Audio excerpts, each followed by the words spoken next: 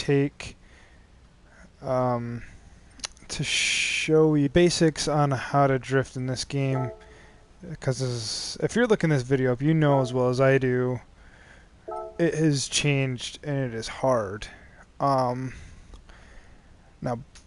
what I would recommend is to, as much as it hurts to say, to stay away from production cars like 86 GT, the Camaro,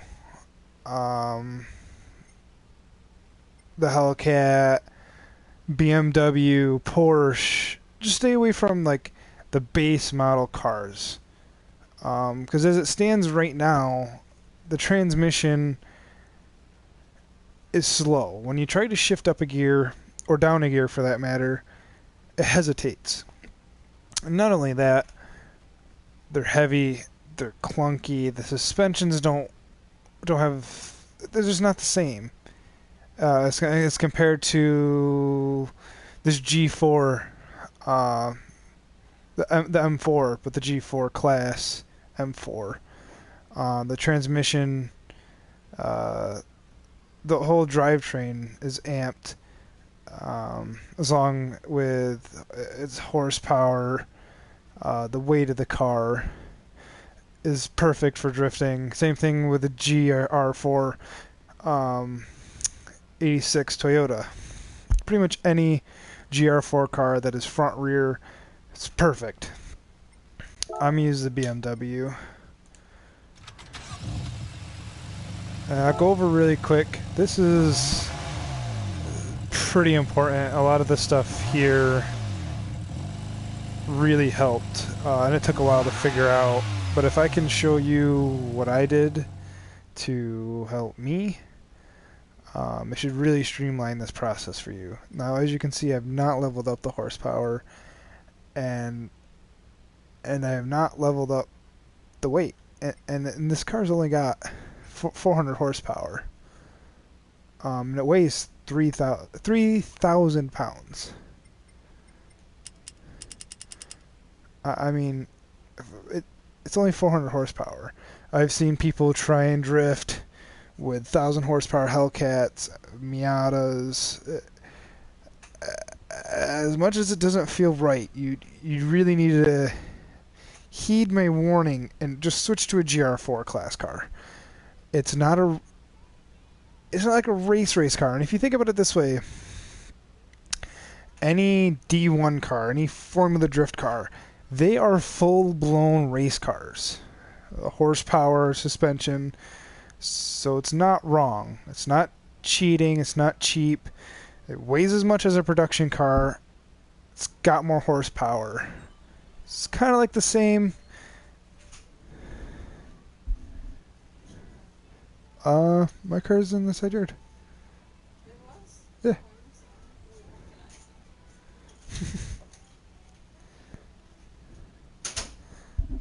Anyhow, that was weird. So it's not, the only issue is it does have downforce, factory downforce, which you can't take off at this time. But obviously, we'll just get right into it. Traction Control 0. Run comfort hard tires. I don't care when anyone tells you to do it right. It's comfort hard tires. If you're gonna end up on a team, if you want to do this legit without any hassle from any other player, and you want people to admire your ability, comfort hard. It's the only. If you can control your car in comfort hard, it is a whole nother feeling. But yeah, comfort hard.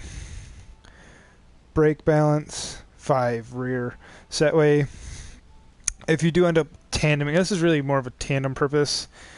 Unless you're in a corner and you've absolutely bombed the corner. I mean, you're hauling right into the corner, and you need to slow down. Don't rip your e-brake. Put your brake balance to the rear and just bump it. If you just bump it, it won't lock up on you, and it'll slow you down through the corner. A lot of people's first reaction is to rip that e-brake, and that's, if you're starting to lose the car, you're just going to lock up the rear tires, and it's going to send you sideways. As far as suspension goes, ride height, I usually slam the rear and then level out the ride height in the front to match the rear. Natural frequency, I always just drop 0.10 front and rear. Anti-roll bars, 8, always set to 8. Now as far as compression and rebound, in the rear I drop at 2, in the front I drop at 1. Natural negative camber, I set to anywhere between 1.5 to 2.5 in the front and 0 in the rear. So that way we're laying down as much grip in the rear as we can.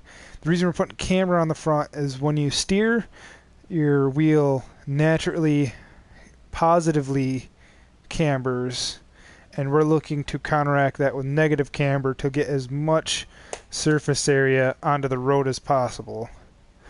Toe angle, I set 50 in the rear. I can't remember if that's factory or not, but that's just what I've had. Downforce, on your GR4 cars they will have downforce. I know 150 seems like a lot in comparison to like our older Gran Turismos where 200 was high. In this game, 150 and 450 is actually low.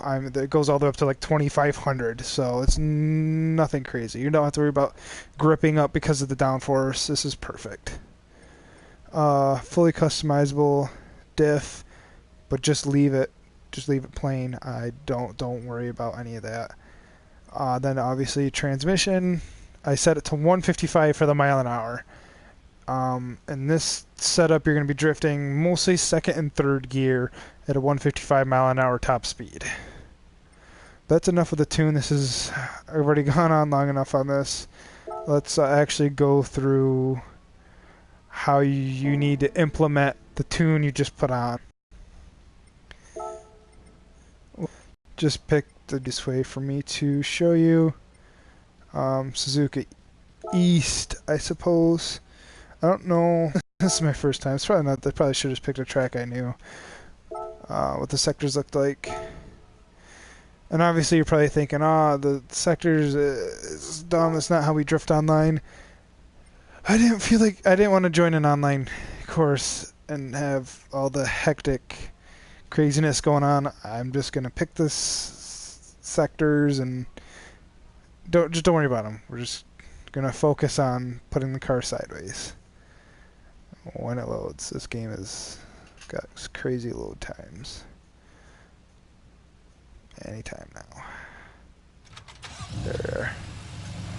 Now I picked the BMW, but I did learn on the Toyota 86 GR4. Both cars are good, but I found the BMW,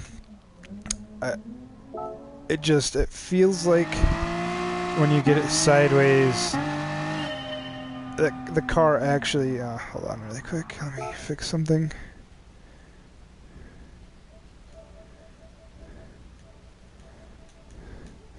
The car feels like it, I wouldn't say like locks in place, but it feels like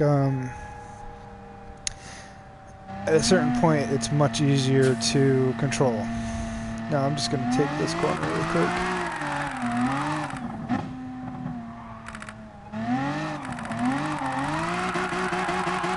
Now, it's probably no surprise to a lot of you that obviously this game, drifting is not the same. It is 100% not the same. And my advice to you is don't bomb the corners like you used to in Gran Turismo 5 and 6. Just a nice second gear roll, and then you're going to crack it open. Oop, that was bad. I've got to focus a little bit. Crack it open. As you can see, it's really all about throttle control. As far as counter steer, I mean, if you're using a controller, which this is really a controller how-to, but if you're using a wheel, the tune and the basic principles probably will be the same. As far as what I'm telling you, I mean, it's really throttle control, and the steering is about the same. I mean, you can't just crash these corners on the rev limiter, as you can see, I mean, I'm just pumping it. When you get to the end of it, go ahead and wind the rev limiter out and get ready for your big transition. But it's all throttle control.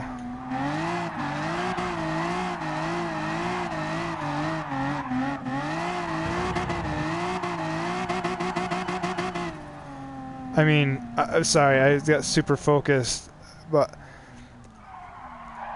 And don't give up.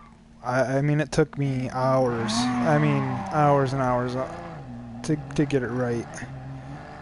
I'll try and do this with a little more talk through, even if I spin out from not focusing. Like I said, just crack it open. I don't use e-brake to initiate my corner. It's not bad if you do, but I feel most of the time, if you just crack it open, when the car comes in the car to do anything. Like I said, second gear, I just did this whole run uphill in second gear. You don't really need to leave it much. Second gear, you can pump the throttle, you can really work it into the corner, but at the same time, if you're really looking to stretch the corner out, you just mat it and let it hit the rev limiter. And as far as like counter steering, that's something you can't really tell someone how to counter steer. You're gonna have to feel it. When you first get it, oh, there's the dirt. When you first get it sideways, like here, you're gonna want to be full lock. I mean, you're not in the car to feel it, so you really have to either practice so much you know what the car is gonna do, or you got to be looking for key signals. Like, if that car starts to straighten out on you in the corner, you're going to have to let off, you're going to have to take it off full lock. Whether you just let it, you just ease it off full lock back to center, and you'll watch that car start to come back, the back of the car start to come back around, and go right back to full lock, and just kind of bring it off full lock and back, off, like onto full lock and then back off. I'll give you an example. What I see happen a lot, because like I said, in GT5 you could send it full lock for about halfway through the corner before you had to start doing anything. We'll just send this corner full lock. This is full lock. I actually tried counter steering back in all the way to the right. At the same thing, I'm going to go into this next corner and just mat the gas and try and do it GT5 style. Just bomb the corner, full throttle. Right here, full throttle. Oh, okay, this isn't a good example. It's uphill. Full throttle. There you are. I had to baby it to get it into a position where I had enough speed to mat it. Well, it wasn't a good example. We'll try going downhill really quick. I mean, it's kind of hard for you to want to spin out on camera. But my point is, hopefully you've been able to see everything that's going on here. If you can see this button lighting up, that's my e-brake. This is my brakes. You can see the gauge there. And this is throttle. Obviously you can see what gear I'm in. But basically my point is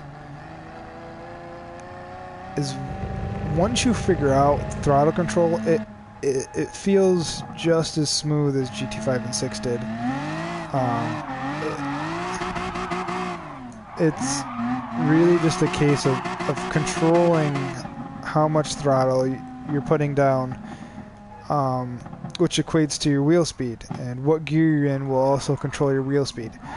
And this game is more realistic than the previous ones. If you have too much wheel speed, you're going to spin out, or you don't have enough grip being put down to the road to prevent the rear of the car from sliding out. But there in it again, if you have too little wheel speed, like here's too much wheel speed, third gear, it's uncontrollable. I had no grip getting put down to the road, and the car just, sure, it was sideways, but it pushed straight. The rear end of that car was not, had no momentum. It was not propelling the car forward, and while it was sideways. Here's first gear. This is not enough. Here, up the hill. I'm just going to counter steer like I normally do and go up the hill. And it snapped right back. That's not enough wheel speed. That's when you're...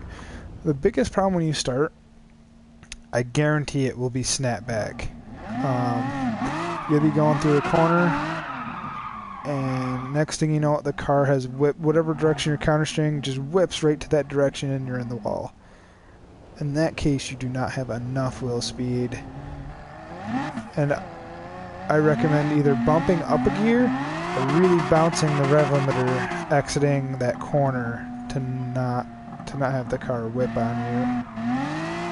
Same thing, if you're spinning out, try shifting down a gear. That, or in the gear you're in, try really pumping the gas. I mean, really feather it. I know one of the guys in the team, he says he drifts third gear pretty much all the time, but he just babies it. I mean, he's staying in the low RPMs. We're talking, you know, 3,000-4,000 RPMs, just really pumping it. And then it's not bad. And you would really think that'd make you slow, like make you drift slow. But having third gear and pumping that gas keeps your wheel speed just high enough to move you forward, and it actually is just as fast as bouncing off the rev limiter and say like second gear like this. Here, we'll try a third gear and just pump it. I mean, it's you're really not going all that slow, and it is an easy way to keep the car under control when you're learning. But I really, I hope these tips have helped you in some way. Any questions, just throw in the comments, and I would try to get back to you. I hope I cover enough to kind of get you started, or at least point you in the right direction. I can't 100% guarantee this is going to get you drifting in an hour, but it'll at least point you in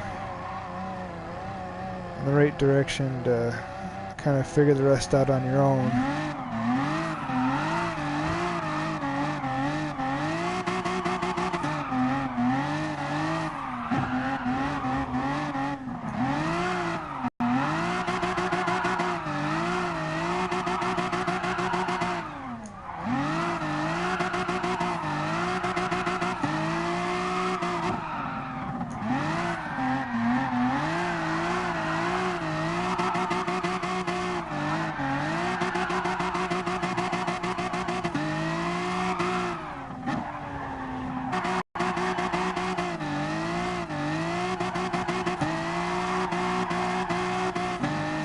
Whew, empty. So I will probably call it a night. It's been 18 minutes. No one's joined the stream, so well, thank you for watching the how-to. I really hope it has helped you. It's pointed you in some sort of direction. Leave a like, comment if this helped you, and subscribe for more Gran Turismo videos. We are putting a team together. It's slowly but surely. GT Planet currently has no form or support for drift teams yet. I'm hoping that'll come about soon. I don't know.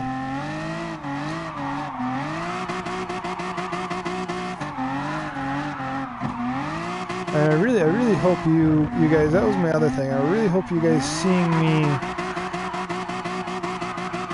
drifting is encouragement to, oh, look at the angle, is encouragement enough for you guys to keep pushing and really practicing.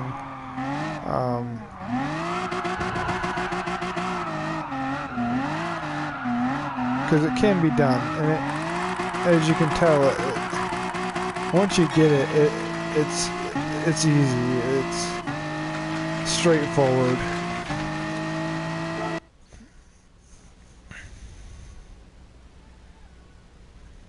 And the game crashed.